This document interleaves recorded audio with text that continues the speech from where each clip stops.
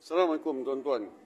Baru-baru ini Sultan Selangor menitahkan supaya kes kampung Sungai Baru diatasi dan meletakkan kepentingan Melayu Islam pada kawasan itu.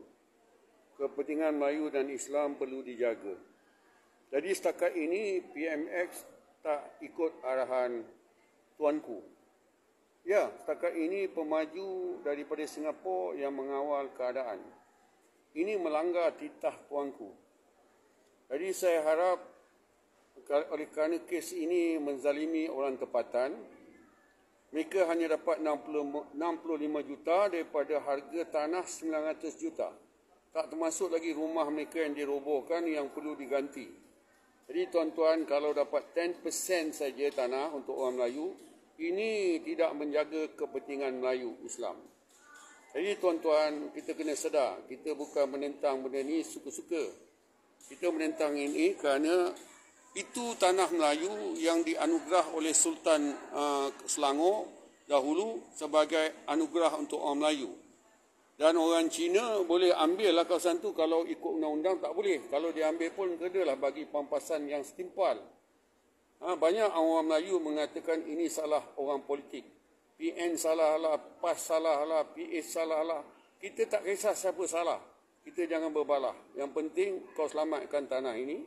Kerana tanah ini bernilai tinggi. Tanah kampung Sungai Baru ni bernilai 900 juta. Sepatutnya orang Islam dapat harga yang sama. Paling kurang pun 200-300 juta kurang okey. Bukan 65 juta. 65 juta dibagi kepada orang Singapura. Apalah bodoh sangat kita orang Melayu. Jadi PMX kena masuk campur sebagaimana dia masuk campur dalam kes kuil di Bandaraya. Kuil yang haram dia boleh masuk campur, orang Melayu yang undi dia lepas tangan.